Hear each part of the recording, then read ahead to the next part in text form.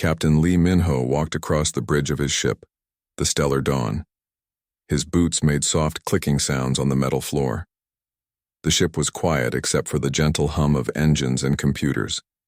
They had been traveling through space for 3 weeks now, looking for new planets and mapping unknown areas of the galaxy. The Galactic Council had given them this job. It was not exciting work. Most of the time they found empty space or dead rocks floating around old stars. Minho had been doing this kind of work for 5 years. He was getting tired of finding nothing interesting. "Captain," called Park Ji-woo from her seat at the communications desk. Her voice sounded different today. Not bored like usual, but curious. "I am picking up something strange." Minho turned toward her. Ji-woo was young but very good at her job. She could hear signals that other people missed. Her fingers moved quickly over the buttons and screens in front of her. "What kind of strange?" he asked, walking over to look at her computer screens. "It is a signal, but it is very old. The type of signal that people used thousands of years ago. But Captain, it is still broadcasting. It has been sending the same message over and over again." Minho felt his heart beat a little faster. In all his years of space exploration, he had never found a signal that old still working. Most ancient civilizations left behind broken machines and empty cities. "Can you tell me what the message says?" Ji-woo worked on her translation computer. The machine tried to understand the old languages in the signal. After a few minutes, words appeared on her screen. The message says, "Keep out, quarantine zone. Authorized personnel only." It repeats this. In many different languages. Science Officer Kim So-ra looked up from her instruments. She was older than Ji-woo and had studied many dead civilizations. Her face showed worry. "Captain, this signal is coming from a group of satellites. They are orbiting a planet in the system, ahead of us. The planet has water and air like many worlds where people live. But these satellites, they are thousands of years old and still working perfectly." Minho thought about this. A quarantine zone meant danger. Something bad enough that an entire civilization had put up warning signs and then disappeared. But what could be so dangerous that the warnings still worked after so much time? Are the satellites just sending out warnings? Or are they doing other things? He asked. Sora checked her computers again. Her face became more worried. "Captain, they are not just broadcasting. They are watching us. The satellites have sensors that are tracking our ship right now. They know we are here." Then the bridge became very quiet. Everyone stopped what they were doing and listened. In space, most old satellites were just floating junk.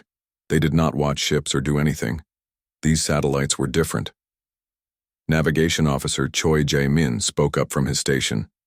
"Captain, I am reading the planet now. It has big cities. On the surface, the cities still have lights on, but our sensors cannot find any people living there." "No people at all?" Minho asked. "None that we can detect. It is like everyone just vanished, but they left all their machines running." Minho walked to the main viewing screen. He could see the distant planet and the tiny dots around it that were the ancient satellites. Something about this whole situation felt wrong. Civilizations did not just build perfect warning systems and then disappear. And they definitely did not build satellites that could still work after thousands of years. "Ji-woo, are there any other signals?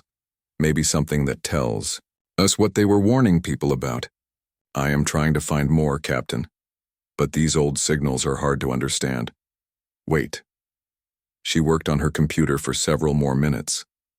"There is something else. The satellites are not just warning ships to stay away. They are also sending signals to each other. They are talking to each other like a network." Sora made a surprised sound. "A defense network that has been running by itself for thousands of years?" "Captain, whoever built this system understood technology better than we do. Our most advanced satellites only work for a few hundred years before they break down." Minho felt a chill run through his body. He had explored many strange places in the galaxy, but nothing like this. An empty planet with working cities, ancient satellites that still functioned perfectly, and warnings in multiple languages telling everyone to stay away. "Captain," Jaemin said quietly, "what do you want to do? The Galactic Council told us to map this area. but they also said to avoid anything dangerous. Minho looked at his crew. They were all good people who trusted him to make the right choice. Part of him wanted to turn the ship around and go back to safe space. But another part of him needed to know what was down there. What could be so dangerous that an entire civilization had locked it away and thrown away the key? Set course for the planet, he decided. But keep us far away from those satellites. I want to know what they were so afraid of. But we go slow and careful. The first sign of real danger. We leave. The stellar dawn began moving toward the mysterious world and its ancient guardians. None of them knew they were about to discover humanity's greatest secret. 3 days passed as the stellar dawn moved slowly toward the mysterious planet. Captain Minho spent most of his time on the bridge, watching the ancient satellites get bigger on their screens. The closer they got, the more nervous his crew became. "Captain, I am getting a better look at those satellites now," said Kim Sora from her science station. "They are much larger than I first thought. Some of them are as big as our ship. And Captain, they are all pointing toward us." Minho felt his stomach tighten. "Pointing at us? What do you mean?" "Their weapons are aimed at our ship. They have been tracking us for the past 2 days. Every time we change direction, they follow us with their guns." Navigation Officer Choi Jae-min looked up from his controls. His face was pale. "Captain, we are still very far from the planet. If those satellites can track us from this distance, their technology is much better than ours." Minho walked over to look at Sora's screen. The image showed dozens of satellites spread around the planet, like a protective shell. Each one had what looked like weapon systems pointing outward into space. They had been built to fight, not just to send warnings. "How old did you say these things were?" he asked. "At least 3,000 years, maybe more. But Captain, they look like they were built yesterday. No damage, no wear. It is impossible." Park Ji-woo turned around from her communication station. "Captain, the warning message is getting stronger. But now I'm picking up something new. The satellites are talking to each other more often. I think they are discussing what to do about us." "Can you understand what they are saying to each other?" "Not yet. The language is very old and complex, but the tone sounds like they are getting ready for something." Minho made a decision. "Take us closer, but slowly. I want to see how they react." Jaemin pressed buttons on his control panel. The ship moved forward at a careful speed. For an hour, nothing happened. Then suddenly, alarms started going off all over the bridge. "Captain," shouted Engineer Yoon Hae-jin from the back of the bridge. "The satellites are powering up their weapons. Energy readings are going through the roof." Before Minho could respond, bright beams of light shot out from the nearest satellites. The beams hit their ship's protective shields with tremendous force. The whole ship shook like it was in an earthquake. "Shields down to 60%, Hae-jin yelled over the noise of alarms. "Captain, those weapons are cutting through our defenses like they are made of paper." Minho grabbed his chair to keep from falling. "That is impossible. Our shields are the best the Galactic Council has." Another blast hit them, then another. The lights on the bridge flickered. Sparks flew from some of the control panels. "Shields down to 40%, Hae-jin reported. "Sir, if they keep hitting us like this, we will be destroyed in minutes." Sora worked frantically at her station, trying to understand how the ancient weapons were so powerful. "Captain, I am analyzing their attack patterns. This should not be possible.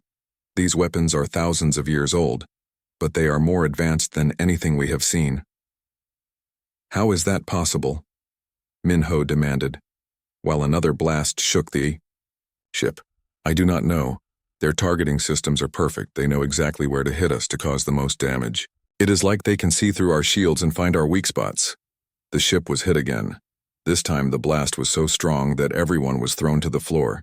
When Minho got back up, he saw that several of his crew members were hurt. "Ji-woo, try to contact them. Tell them we are peaceful explorers." Ji-woo's hands shook as she worked on her communication equipment. "I am trying, Captain, but they are not responding. They are just attacking." "Shields down to 20%. Hae-jin called out. "Captain, we have to get out of here now." But before Minho could give the order to retreat, Jaemin shouted from his station, "Wait, I found something. There is a gap in their defense pattern. If we approach from the bottom of the planet, where the magnetic field is strongest, we might." be able to slip through. Are you sure? No, sir, but it is our only chance. Minho looked around at his damaged bridge and injured crew. They could run away and be safe, or they could try to reach the planet and find out what secrets it held. Do it, he ordered. The stellar dawn turned and dove toward the planet's south pole. The satellites followed them, firing their deadly beams, but something about the planet's magnetic field seemed to confuse their targeting systems. The ship slipped through the defensive network like a fish swimming through a net.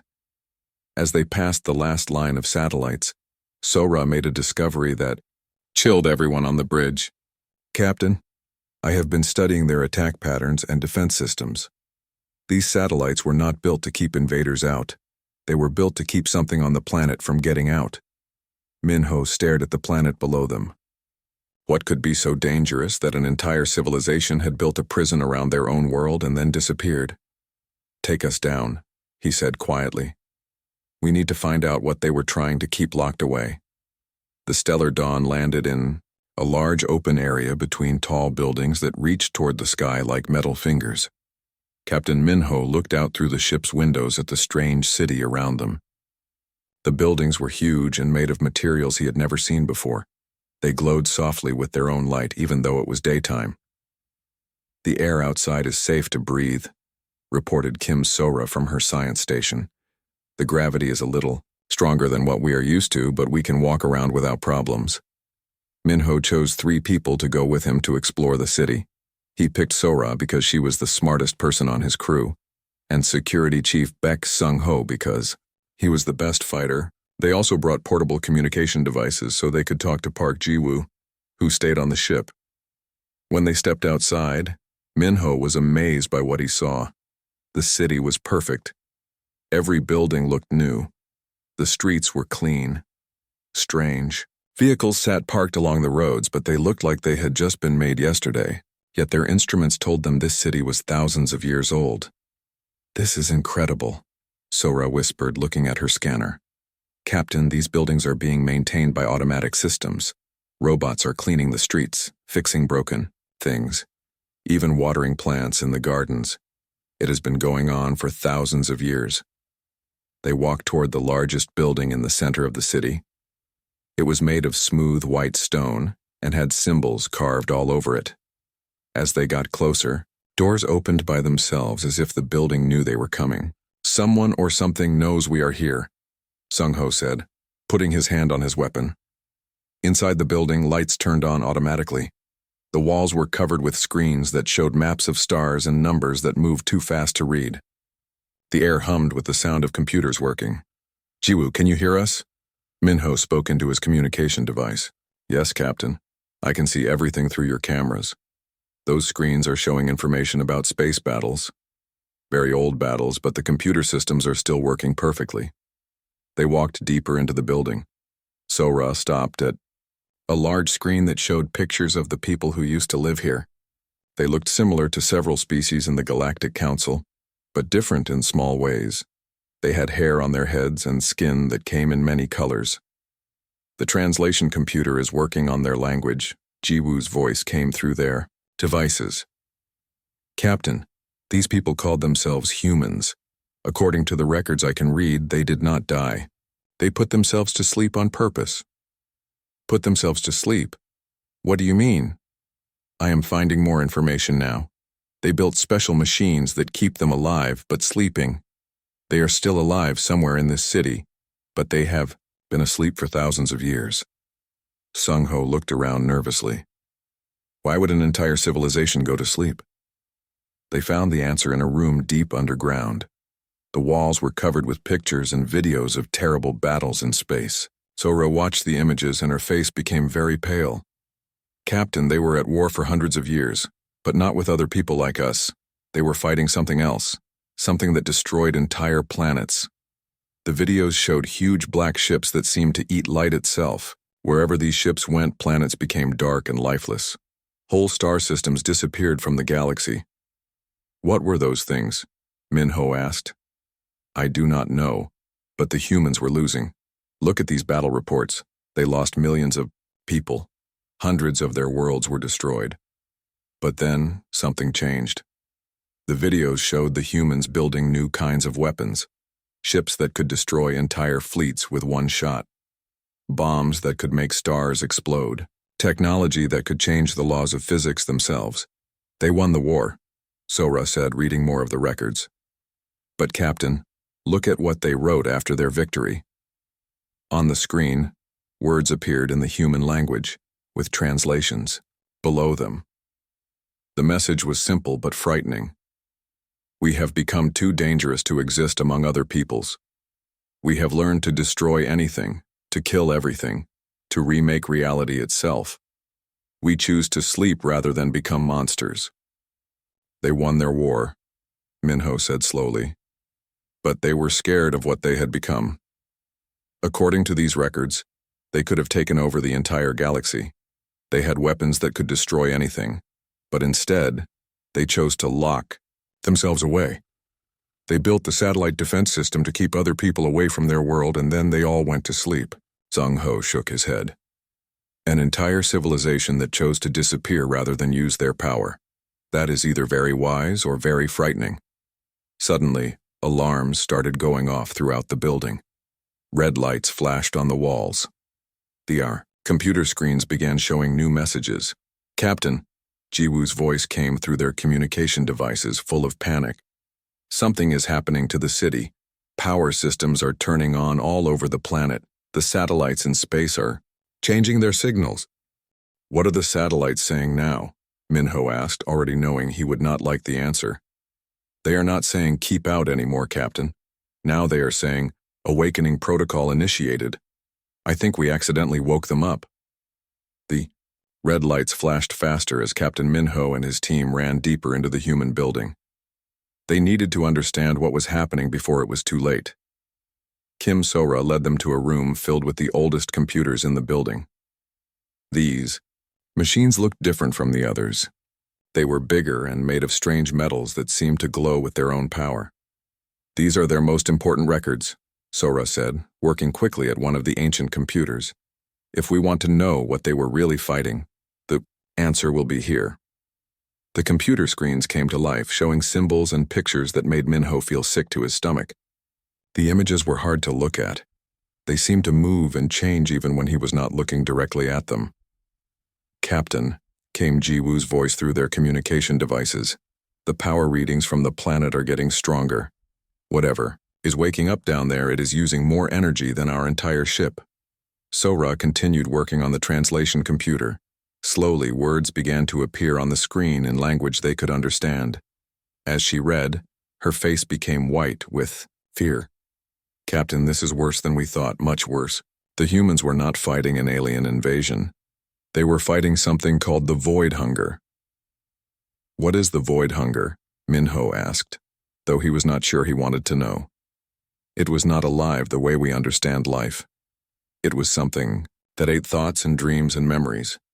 It could take over people's minds and make them into parts of itself. When it touched a planet, everyone on that world became empty shells controlled by this thing. Security Chief Baek Sung-ho looked at the terrible images on the screens. How does something eat thoughts? I do not understand it completely. Sora replied. But according to these records, the Void Hunger would arrive at a planet and connect to the minds of the people living there. It would steal their consciousness and add it to its own. The people would still be alive, but they would not be themselves anymore. They would be like robots controlled by this evil thing. The computer showed maps of the galaxy from thousands of years ago. Red areas marked places where the Void Hunger had taken control. Minho saw that nearly half of the galaxy had been marked in red. It was winning, he said quietly. Yes, it was winning everywhere. Until it reached this planet. The humans were different somehow. They could fight back against it, but the war lasted for centuries and cost millions of human lives.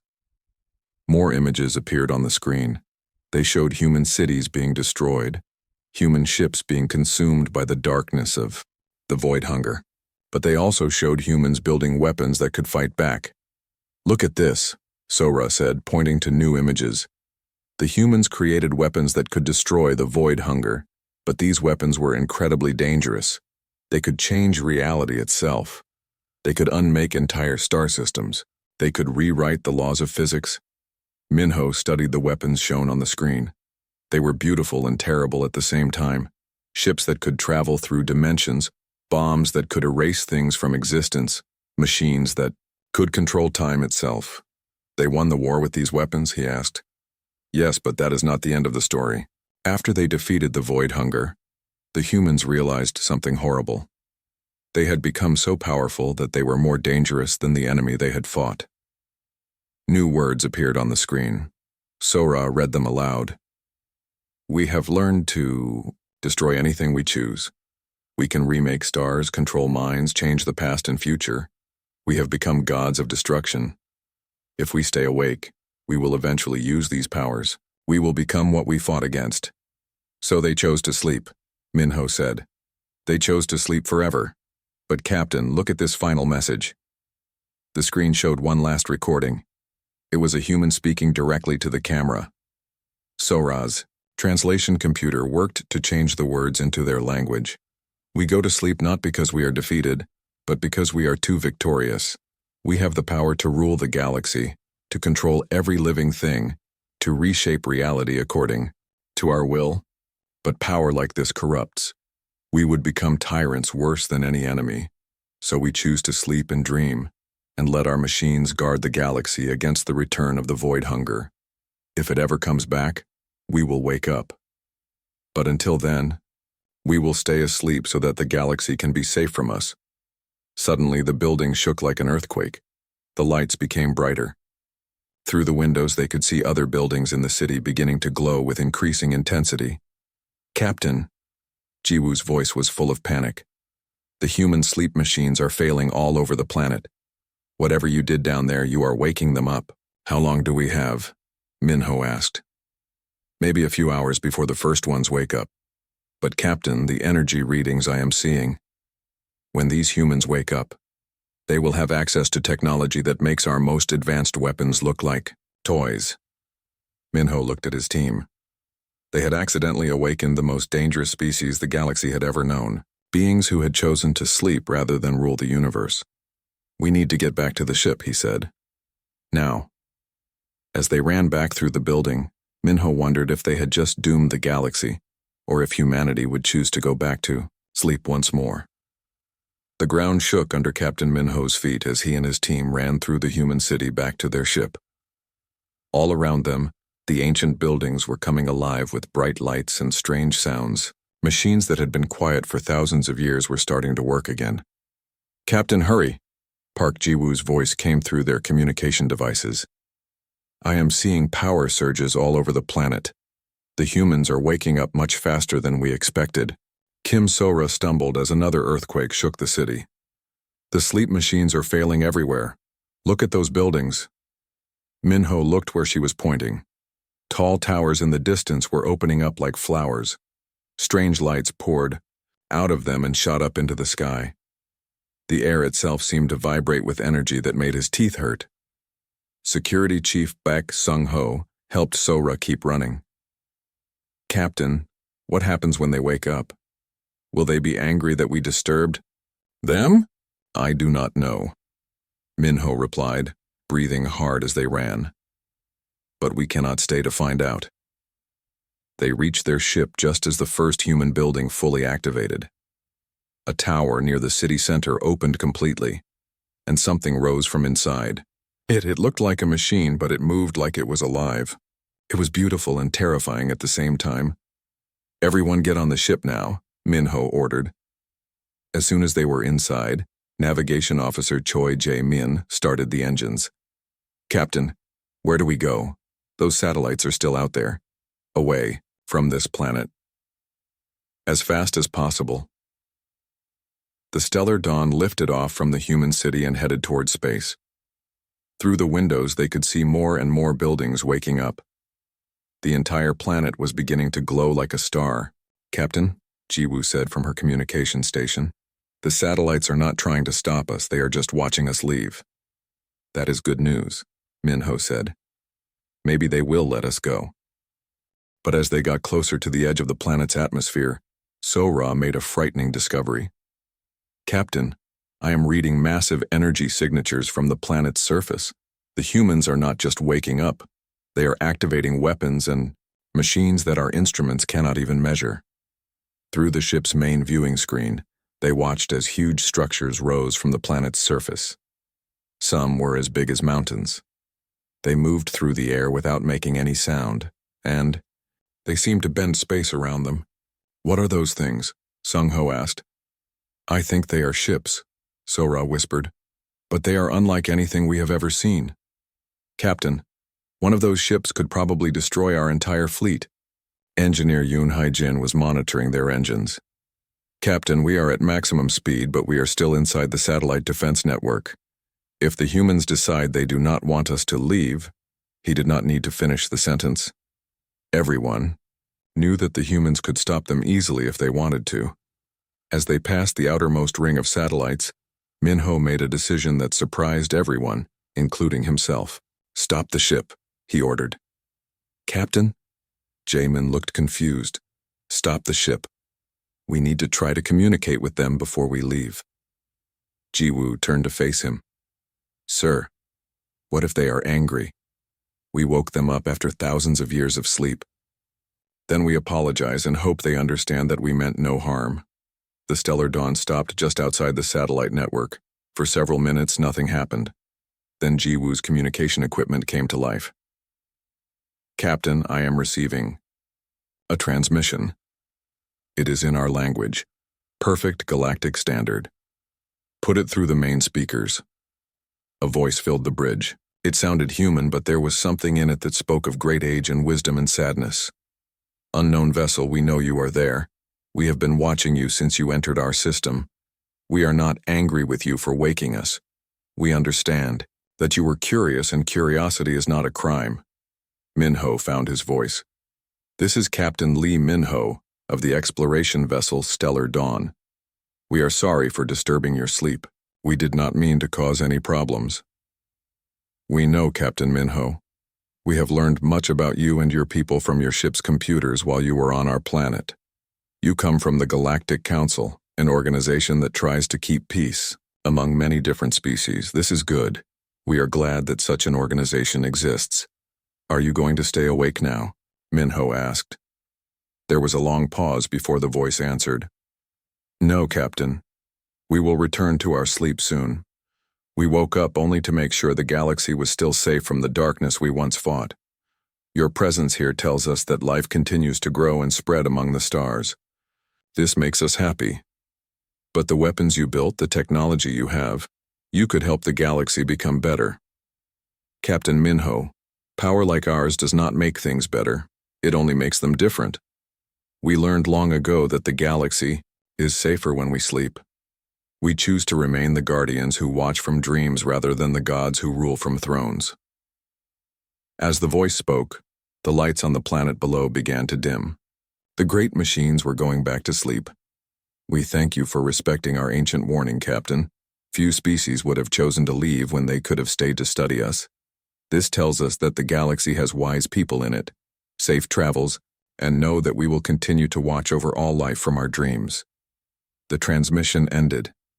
The Stellar Dawn jumped to hyperspace, leaving the human world and its sleeping guardians behind. None of them would ever speak of what they had found.